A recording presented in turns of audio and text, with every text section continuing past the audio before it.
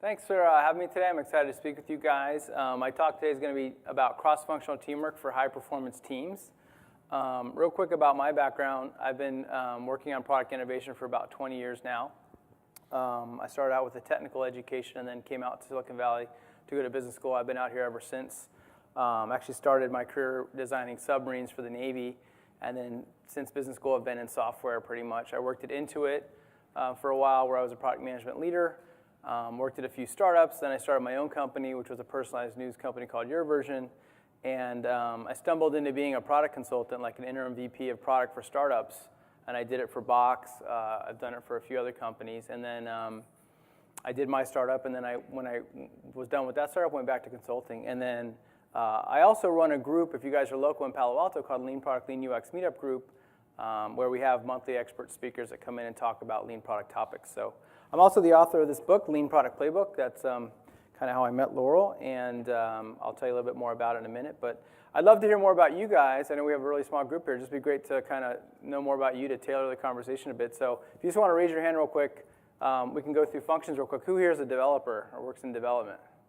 Okay, who's more data science, analytics? Okay, how about DevOps or QA? Buddy? Product management? Design? All right, entrepreneur, who's an entrepreneur? Other, clearly we missed some people. What are the others? Who am I missing? Oh, okay, well, that's why I just said development, not developer. I figured that's the next question. We'll get down to who's an individual contributor versus manager. Okay, what else did I miss? Consultant. Okay, consultant in what? Oh, actually, I'm the next speaker. Oh, okay, well, there you go. Okay, yeah. Who's a speaker? Raise your hand. Oh, speaker. All right, cool. And then just real quick, company size. Who's at a company less than 100 folks? Okay, how about up to 1,000? And then 1,000 to 10K, and then how about really big? Okay, we got a great mix. That's good, cool. And then level, back to this. Who's an individual contributor? Who's like a great first level manager, first line, and who's like a second or higher level manager? Okay, great, we got a mix. Awesome, cool. Very cool. So we all work in tech, though, I hope, yeah? Okay, cool. So high-tech products are complex. I don't know if anybody recognizes this from their childhood. This is the game Mousetrap, and we're all trying to build a better mousetrap at our companies with our product teams. And at the end of the day, what we're doing isn't simple. If it was trivial, anybody could do it. So we're basically dealing with complex technologies. These things aren't trivial. Take a lot of work to deliver value to the customer, and especially with the competitive landscape the way we have it, it takes a lot of time and effort to build products, the high-tech products. And so it basically takes a village of people to build a product. Think about it. That comes from an African proverb. It takes a village to raise a child. But when I think about the teams, and I work with a lot of startups as well as big companies, and it's interesting to see how people staff their teams and which functions they have. But at the end of the day, these days to deliver a world-class tech product, it takes a lot of different skill sets and a lot of different people working together. And so that's what my talk's about, just how to kind of bring that together. If we talk about roles at a high level, just focused on the product team, not the rest of the company, but the product team, there's usually divided into three different types. One is product management, which is what my background is in. The other is design. And then the third is development, which is a big umbrella, basically. But those are the three kind of high level, when I think about what does it take at a high level to deliver a high-tech product, those are the three kind of buckets of people. But it's a little misleading because when you go into those buckets, like let's go into design, there's actually, we were at the design conference. There's a bunch of different aspects of design. It's not just like, oh yeah, I'm a designer anymore. There's interaction design, UX design, basically. There's visual design, user interface design. You're hearing more and more about user research. You're hearing more and more about content. And the reality is that, like, again, world-class companies that are building world-class products have specialists or experts in these areas, each of these distinct areas. Same thing in product development. As you guys know, since we have a lot of developers here, simplistically, we can divide it into front end and back end. There's at least those two subsets. But then when you go even further into front end, well, you've got web front end and all the different technologies you could be using there, HTML, CSS, JavaScript. Even within JavaScript, all the different frameworks you could use, Angular, Node, React. There's a bunch of different technologies. And then you've got a whole separate stack for your iOS applications. You've got a whole separate stack for Android. So there's a lot of different skills, and a lot of times these days people have a web app, an iOS app, and an Android app. That's kind of what people are expecting you to have. On the back end, you've got obviously whatever server-side technology you're coding in, whatever database you're using, whatever data scientists, machine learning stuff you've got going on. There's more. This isn't meant to be an exhaustive, all-inclusive list, but just to show you that there's a lot of different skills. And beyond that, we've got QA and DevOps, and there's other roles too, right? So if you were to think about building a modern, high-tech product, this is basically like, most of these you probably need. And so, it's a list of at least, like 10 different things. And they all speak a different language, right? They all have their own kind of perspective that they bring to what they're doing. And the key is how can you bring these people together in concert to build a world-class product? And so the analogy that comes to mind for me is like people rowing. It's like, how can we get people rowing in the same direction, all those different people from their different backgrounds? And how can we get them rowing together, basically? The other thing is product development is messy, right? This is a squiggle that somebody drew to characterize design thinking, how it starts off very chaotic and then you slowly iterate your way to something orderly, right? We may start out with high-level ideas of a product, and then we want to kind of figure it all out and get to specifics and actually launch it. So that's what it ideally looks like. A lot of times it ends up looking more like this. It's like, okay, we think we're getting some clarity, and then all of a sudden you get some change from somewhere else. So product development is messy, just acknowledging that it's hard to do. And then finally, teamwork is tough. Right? You've got all these different people, a big group of people with different skills and perspective, trying to get them to, and I don't mean teamwork in the sense of playing nice with each other and being nice to each other and polite. I'm talking about how do you actually get something done together as a team, coordinated work, right? So how, instead of being like these three stooges here, how are you more like these guys and operating at a level where you're really working together to deliver something, right? And the reality is when you have a high-performance team, they don't just self-organize or create themselves. Leaders are the ones that create high-performance teams, right? Why can the Blue Angels fly so close together like that? It's because there's a lot of effort that goes into their training and coordination among them. So your job as a leader is basically this is a simplified version, but just ensure your team has the skills that they need to succeed, that your team has a vision, and that means what they're trying to accomplish and why they're trying to accomplish it, and finally, that they understand how to work together. And so those are the three parts of my talk that I'm going to go through. So let's start off with skills, which is the foundation. This is Yo-Yo Ma, a very talented cellist. And again, going back to these roles, we need someone, maybe not all these for your particular business, but most of these you're probably going to need someone who can do it. It doesn't have to be necessarily one person per role, but the bottom line is you're going to need a collection of these skill sets. And so who's heard a concept of a T-shaped person before? Ever heard of that? Okay, cool. So it's called a T-shape because the idea is each vertical is basically like a different skill set. One of those from this diagram that I had, or you can imagine each of these being a column. And a T-shaped person basically means that they're deep in one area. And ideally, they're broad across the rest. I guess we could talk about an I-shaped person who's truly narrow-minded and only does one thing. But people talk about a T-shaped person, that they're deep in one area. Right? So if you're a technologist who's deep in one particular language and that's your thing, and you don't know much about other languages, you'd be like a T-shaped person. Increasingly, you hear people talk, has anyone heard about pie-shaped person? So that's like doing one better than a T-shaped person. But basically, and this comes up a lot in design, where it's not enough to know just one vertical. You can't just know visual design and say, hey, I don't do interaction design, I don't know anything about that. You got to get an interaction designer to work with me. Same thing in coding, right? Startups, they can't afford necessarily to have separate front end, back end, so they need someone who's good enough. And sometimes the legs aren't the same length. Maybe you're stronger in one than the other, but you're deep enough in two. My favorite model, has anyone heard of broken comb model? That's my favorite model because the reality is there's a bunch of different skills. So it's like a broken comb where it's like some of the teeth are broken. There's different levels, right? So this means you're really strong at whatever that skill is. You're really strong, but you're really weak here, right? And so you can apply this at the individual level, like each person, like maybe they're strong at certain technologies, HTML, CSS, JavaScript, but weaker in other ones, server side or something like that. And then you can think about your team. If you put all the combs together of the people on your team, where are your gaps? Where do you have weaknesses of skills? And basically, you're limited by that weakest link. And I see it all the time. I work with companies on their products all the time. And when I see a product, I can almost tell you where they're broken, where their comb is broken. I can see if I go in there and it doesn't work on different browsers and I find bugs, I can guarantee they don't have good QA going on over there, right? If I load up the website and it's not performant and it's taking a while for some of the queries, I can guarantee they don't have someone thinking about the database performance and things like that.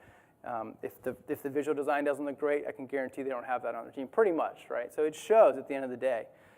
And you may have to prioritize. You can't necessarily have everything. It would be great to have that whole thing picked, the whole team staffed if you can, but you have to decide what's important for you and fill those gaps because you're only as strong as your weakest link. So hopefully you can identify what those critical skills are for your team, analyze your comb, audit your comb, for your organization, figure out where the gaps that you want to fill are, and then maybe they won't be yo-yo ma, but you can get everybody up to keyboard cat level of skill.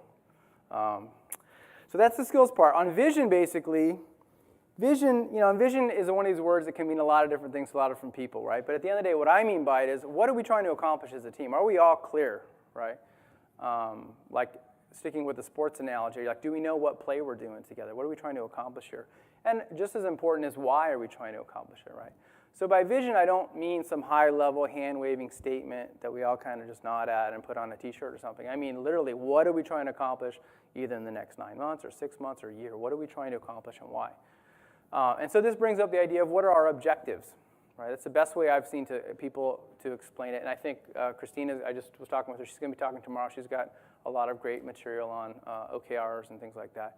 But it starts out by getting clear on what are our objectives. And so I just want to share an example. I walked into one company, and basically the head of each function wanted 100% of engineering to be working on that. So like the head of biz dev wanted 100% of engineering to be working on biz dev partnerships. The head of sales wanted them working on ad things. So it was like there's no way, we didn't have 300% of an engineering team. So the first thing I did as head of product was realize, okay, I got to figure out how, we got to get alignment on what our objectives are. And so I kind of crowdsourced, with the team and created this framework of, okay, we all agree that we want to provide a compelling product experience, we want to grow our US active users, and we want to grow revenue. And there were sub-bullets within them. So product experience, we were having issues with uptime and performance at the time. So that was important. We knew our usability wasn't where we wanted it to be. We also knew our product value prop wasn't where we wanted it to be. So those are the things, the main areas under that. Within US active users, this was a viral product, and we knew we wanted to grow our viral acquisition. We knew our registration conversion rate when new people came to the site wasn't as high as we wanted, and we knew we wanted to improve retention and frequency of use. On the revenue, we had some ad placements that we wanted to optimize that were already there. We wanted to play around with new ads, and there were new business models. So I basically created and iterated this list till the head of each of those departments could nod and see their thing on the list. And so I said, great, now we are aligned on what we're trying to accomplish. Now the next thing is it's all just words until you get down to resource allocation. And I think as leaders, it's important to agree on resource allocation. And so the way I got people to agree to less than 100% is by showing everybody, hey, the pie, we have to split this pie up among these things, right? And like I said, the people that were more focused on revenue really wanted a lot of effort spent there. But it didn't make sense. If your product's not up and you've got some key issues on your viral loop that you want to address, I got everyone to basically agree, hey, over the next 2 months, this is what our resource allocation is going to be. And then I said, beyond that, once we fix some of these issues over here, then we can spend more on revenue. And that kind of created the transparency that those people that were responsible for revenue needed to know, okay, I can chill out for a month or two because I know, and it all makes sense, and I know that in a couple months I'm going to get more resources. So the idea is writing something up similar for your organization. What are your objectives? And then, at least at a high level, figuring out what's the resource allocation, because that's really where the rubber meets the road on how you're prioritizing what your organization is trying to accomplish. The other part of vision that's important is it's not just like Moses coming down and sharing some tablets and everyone going, aha, now I have vision.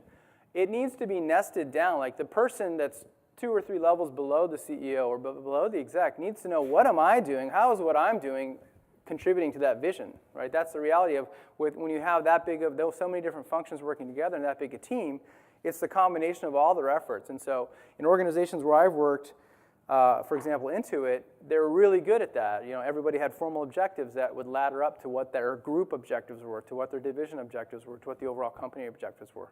And so that's what ends up producing what we call determined Intuit shared vision. If I go and talk to anybody, they know what we're trying to accomplish at the top, and they know what they're supposed to do and how it fits into the bigger picture.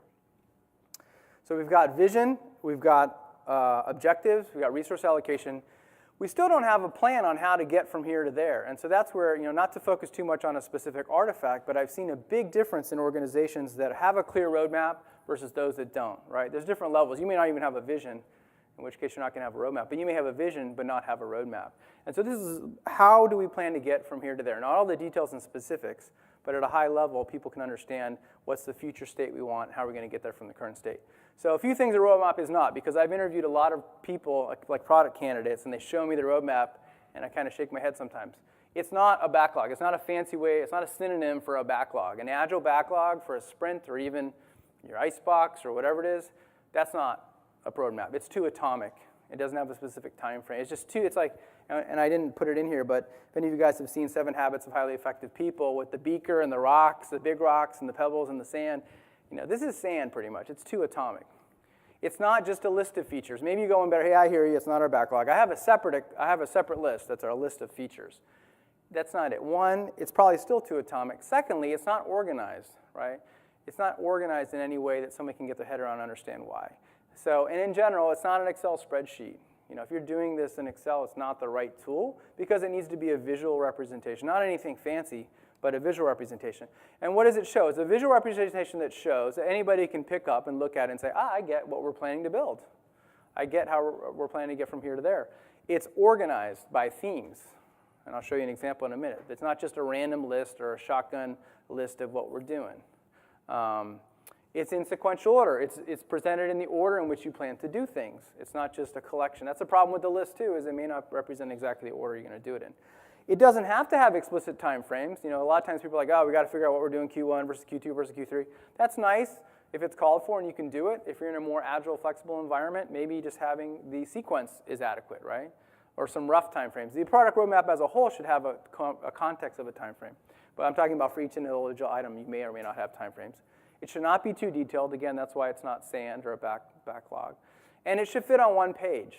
That's the other thing. A lot of times if it's in Excel, it's just not fit on one page, like meant for consumption.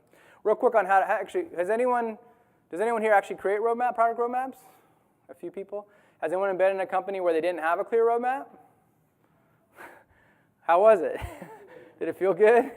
Okay, cool, great. So I wasn't sure whether or not to include this. I want to include it. Just how would you create one if you did want to do one, if you buy into this? One, pick the time frame you want to do it in, right? 6 months, 3 months, 12 months, 2 years, depending on your space. I wouldn't go too long, even though you may feel you need to. I wouldn't go too far out there because things are going to change. Secondly, identify how you want to organize it. What are the themes that make sense? And they should tie back to your objectives, ideally. Remember we talked about having objectives, and you'll see in a sec, I'll show you the roadmap that correspond to those objectives that I set for that organization. For each of those themes, identify what are the highest priority feature ideas we have internally. Break those down into chunks. That's a big part of Agile, is not letting things be too big, but breaking them down. And then figuring out what's the right sequence that makes sense to build those in based on priority and based on logical order as well. And then draw it. Figure out how much time is each one going to take, have it proportionally on the diagram, how long it takes, and then position them on the timeline. So here's a template, for example. This is what I mean by one page, organized thematically, and then you can see what sequence. These all happen to be the same length of time, but this, they could be different lengths of time. That's all I'm talking about, basically. Is that's what a general one is and looks like. Here's the one that I created for Q4 for that particular product that I showed you the objectives for. On the new feature front, this was improve our value proposition. We really wanted to do a better job enabling users to better communicate and interact. And I don't have time to go into my book and stuff, but I focus a lot on making sure you understand what the user needs and benefits you want to provide are, not solutions. So it's great when you can write it in a way that's user-centric, not feature-centric per se, although on the roadmap you have features. Secondly, we knew we wanted to improve our usability and UI. That was from our objectives. Third, a way we were going to also improve our value prop was better and more dynamic content. And then fourth, back on the acquisition front, we knew that we wanted to improve that. So those were our themes that we created. And then I just put a bunch of boxes for what we were going to do. So we're going to let people define a group of friends. Using that functionality, it was going to be a key module that was going to be used in discussion groups. That was going to be a key module that would then be part of a group functionality base. Discussion boards, and then groups. We had a separate feature of instant messaging. By the way, the blue meant things that we were going to partner with, like buy versus build. And you can use color as a third dimension if you want on here. We had a bunch of cleanup on this, and just, instead of saying, we're going to clean up the whole website, we broke it down into actionable chunks of we're going to build this first, and then this, and this, and this. Same thing down here, and there were two main features here. So I'm not saying that with the content here is rocket science or anything. I just want to show you a tangible example of what a roadmap would be. Okay? So once you're clear on the vision, the objectives, the resource allocation, and what your plan, your roadmap is, then you're set up, and your team has the skills it needs, then you're set up to potentially achieve it. Now all these disparate people just need to know how to work together. And a lot of times it's just assumed that people know how to work together, but it doesn't always happen, especially if people haven't been in situations before where they work with those exact cross-functional partners, those kind of partners before. So this brings up three topics related on how we work together. One is roles and responsibilities. The second is process, and the third is communication, basically. So on roles and responsibilities, we covered this with what are all those different skill sets, and those are basically the roles, right? Whether it's front-end dev, back-end dev, DevOps, product management, interaction design, visual design. And then what I would just say is, again, what I've found is people that have not worked in a well-oiled machine where they've seen all those functions staffed and working together well, don't assume that they know what that looks like or know how to do that. And I've seen that time and again, where it's like, oh, I've never worked with a visual designer. They won't even be aware that they don't know. All of a sudden, you just realize that like the handoffs that are supposed to be happening between, say, the front-end developer and the visual designer aren't happening the way they should. And you just kind of realize, oh, wow, they just haven't worked with that kind of person before. So it's best to be explicit about what each member of the team does. And maybe you just need to do, it's not something you have to do all the time, but it's just something you can do once in a while to get people, to make sure they understand everyone's roles.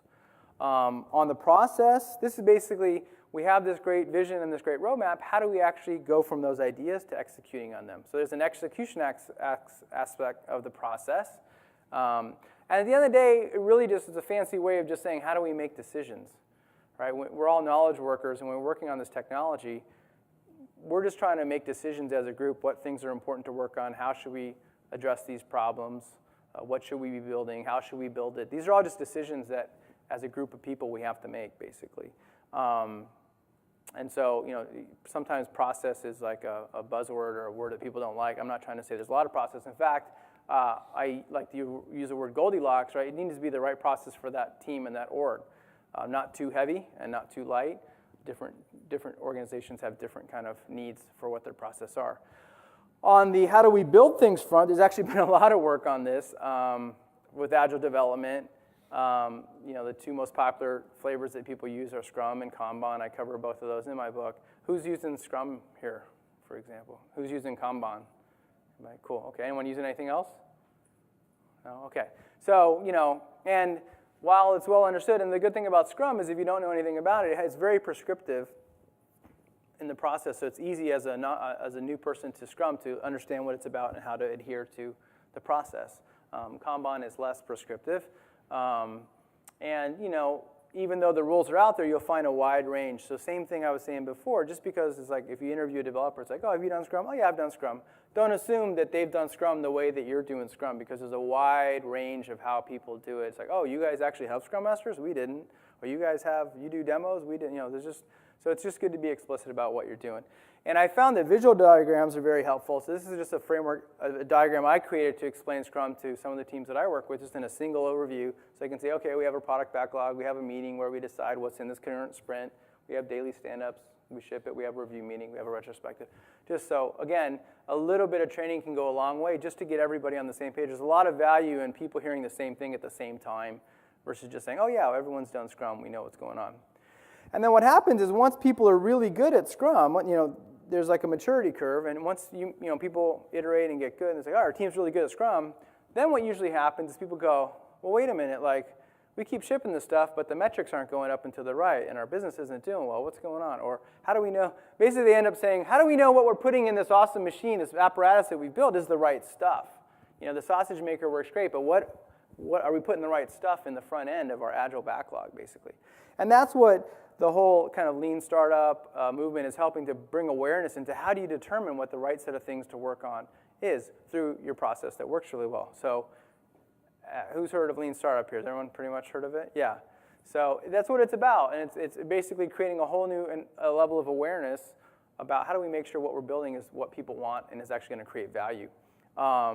And I've been really complimented on my book because it's complementary to his book in the sense that his book tells a lot about what the concepts are, why they're important. And what I found in my consulting is a lot of startups, they're like, I get lean startup, I love the ideas, I'm motivated, I want to do it. But then they went to their organization and teams and tried to do it. They ran into challenges not knowing exactly what to do. And so that's why my book is a playbook. It's basically, if you're bought into doing it and you're motivated and you want to do it, it walks you through step by step how to apply lean startup principles, basically.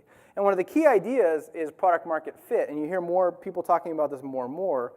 And again, part of why my book is so tactical is you hear people talk about it, but if you Google product market fit, you won't find a lot of great articles on how to achieve it. People kind of talk about it more like you either have it or you don't. Oh, we had product market fit. They didn't have product market fit, so they ran out of business. It's more spoken like that. And so in my book, I basically created a framework to help people get their head around it called product market fit pyramid. And so it starts with the bottom two layers, which are the market. The market is just a set of people that have a similar need. That's all a market is. And so all of this depends on whose problem are you trying to solve, who's the target customer, and then what are their needs, and more specifically, what are their underserved needs. If their needs are already being met, then we don't want to address those needs. We want to find out what are the ones where there's an opportunity. And I don't have time to go to this in full depth. I just want to share some high-level frameworks.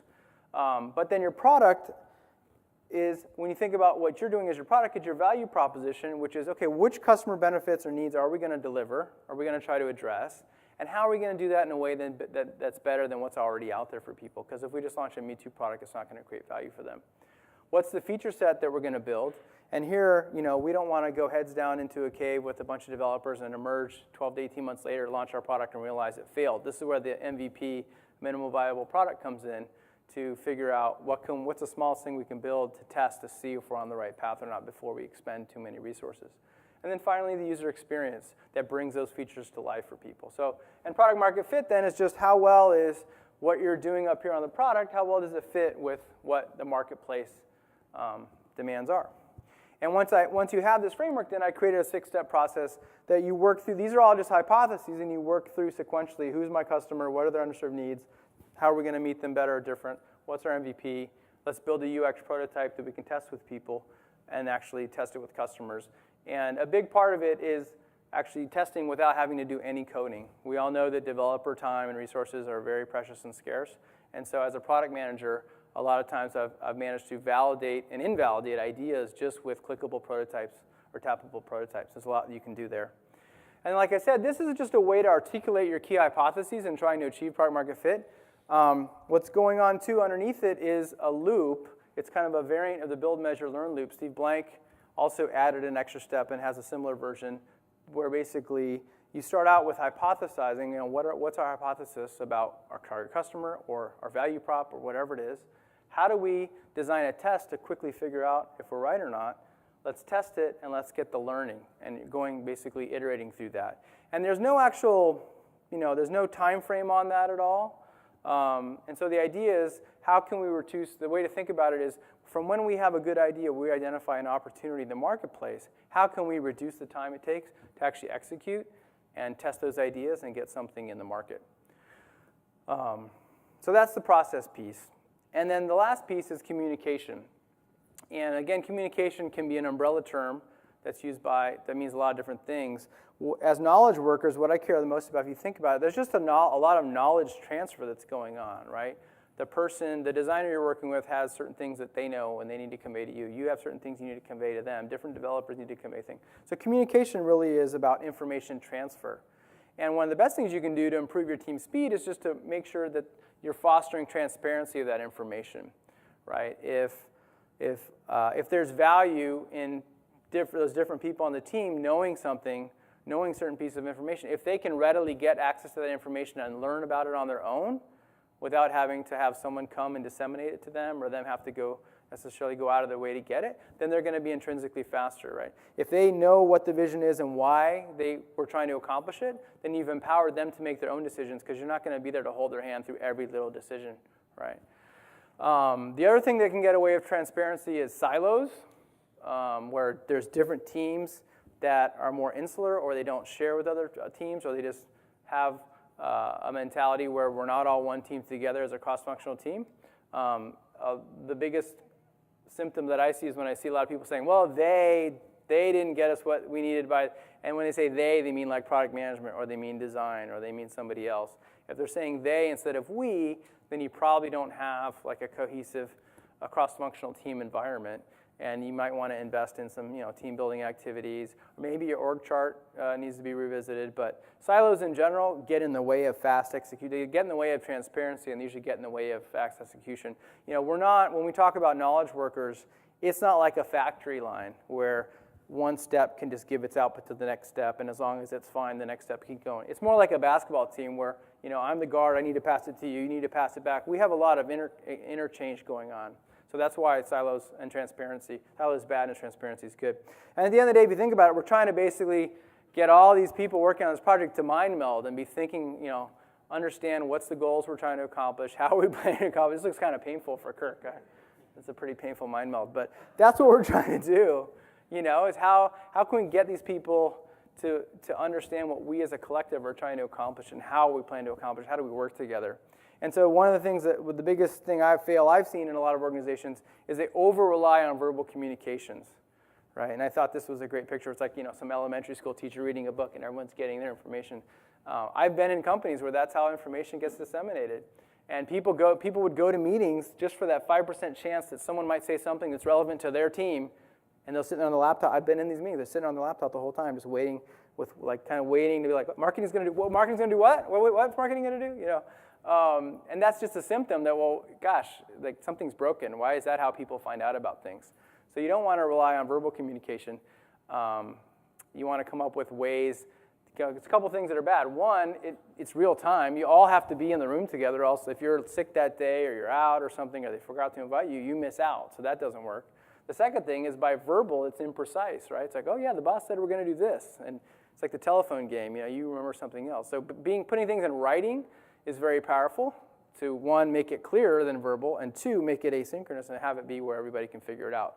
And you may have to basically, a lot of times it's kind of boring to talk about meetings, but it gets into kind of meeting design. Every once in a while I've seen companies where they have a certain set of meetings and then suddenly an external person like me comes in and it's like, why do you guys have this meeting? Why is it, and sometimes there's too many meetings. There are meetings whose purpose no longer applies anymore. There need to be new meetings, For some reasons, in some cultures of teams, they don't just say, you know what, we need to decide X, so I'm going to call a meeting between these people.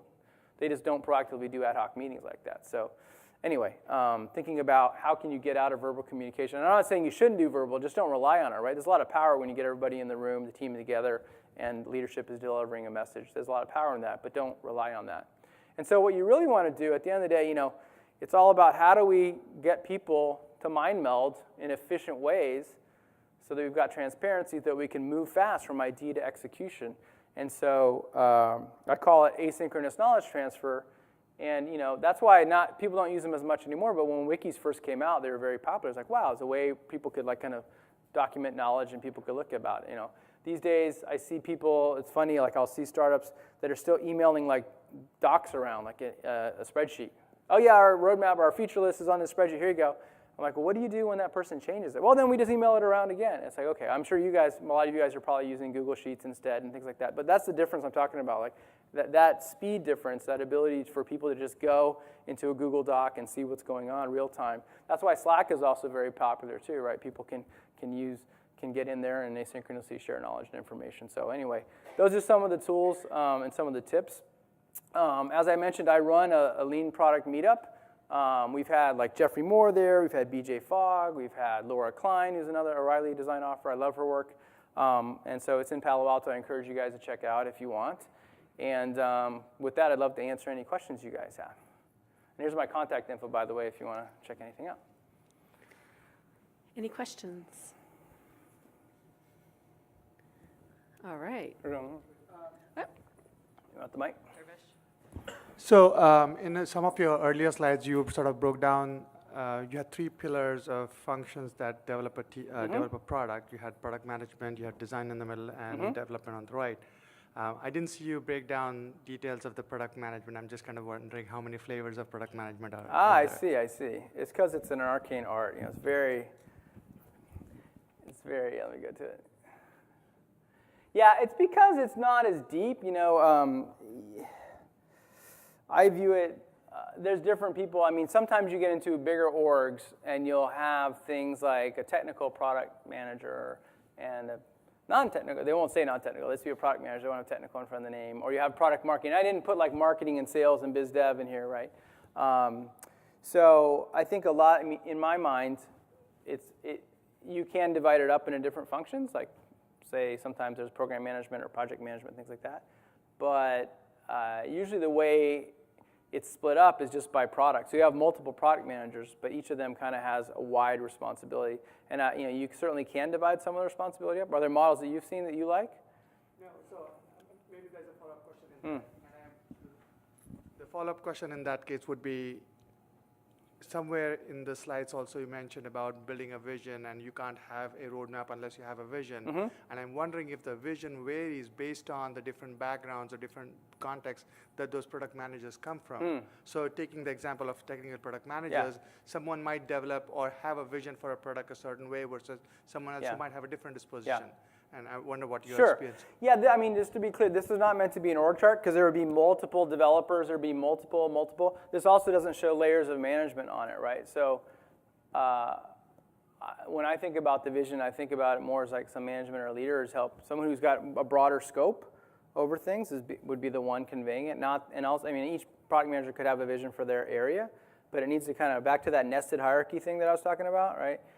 It needs to kind of ladder up. And so if we go to that real quick, this one, that's like saying, okay, this guy comes up with his vision, and this woman comes up with her vision, they come up with their vision. It's not going to be as cohesive. So I think when I say vision, I kind of mean at a higher level, like that a company or division or something. It can be informed by product managers, certainly, within their area, and I've seen that done. So that would be like, a lot of times it's done, the exercise is not purely tops down like I'm saying. You combine a bottoms up exercise where each product manager recommends what they should be doing. A lot of times it happens that way, and you kind of reconcile it and do the horse trading and figure out what you're doing. So each PM can have a vision. You're definitely right, and I think it goes beyond just the PM. It's just like, what's the DNA, the cultural DNA of that company? Some companies are more tech-centric, and despite all the stuff, I'll go in there and talk to them, they're still going to have a spreadsheet for their roadmap no matter what. It's going to be very geeky, and it's not going to be user-focused. That's just how they operate. There are other places that are sales-focused. There's no roadmap because whatever they sell is what you guys are going to build, right? So it's like, hey, we just signed a big deal, $5 million deal. Here's what you're building. It's like, okay. So so I think it's a cultural DNA thing that goes beyond the PMs. But I hear what you're saying, that the PM culture would impact the roadmap. Yeah.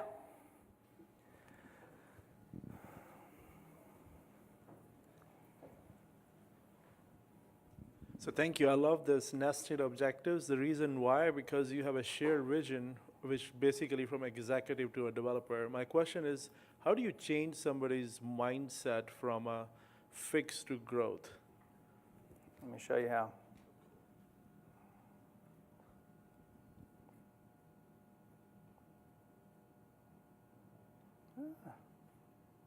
Hold on.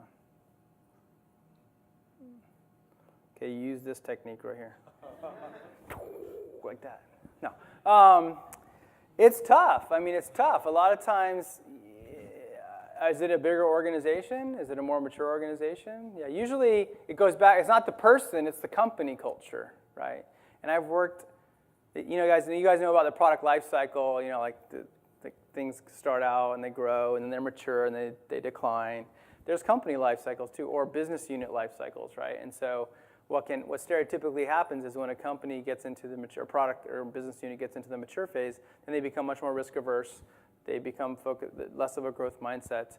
So unfortunately, it can be really tough. The way I think about it is,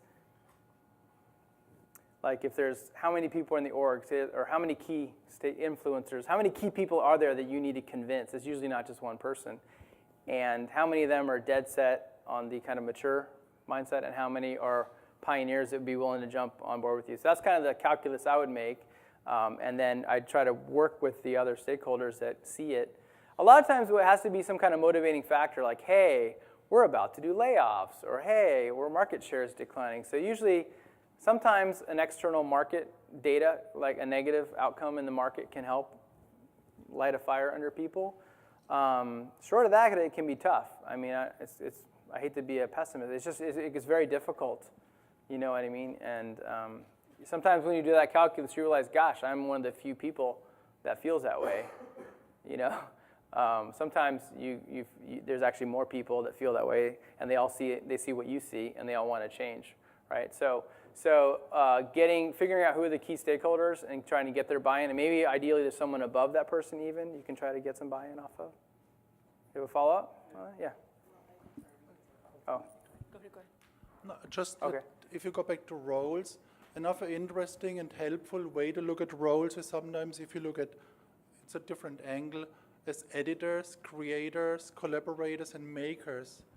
Because depending on where you're in the project, you have to create new ideas, you have to collaborate more. Late in the project, you have to edit ideas, you have to make ideas, and people have to be aware of those roles. Somebody can be a UX designer, but at one point is a creator because you have to come up with many ideas. And at the end of the project, if he creates idea back then, that's really bad for the project, because at that point you have to edit down and make things. Right. So just a different way to look at roles. Right. Those four main Yeah, categories. that makes sense. Yeah, and I think there are definitely different ways to look at it. Yeah, and in fact, when I talk about in the process, I think one of the key things is a big thing in the design where we talk about divergent thinking versus convergent thinking. There's a point in this process where the divergent thinking is ideal, closer to the upfront part, versus otherwise the risk of changing your mind later is pretty high as well, right? If you haven't explored a lot of different ideas. Yeah. Good? Okay, thanks. Thanks, everyone. Thanks, Dan.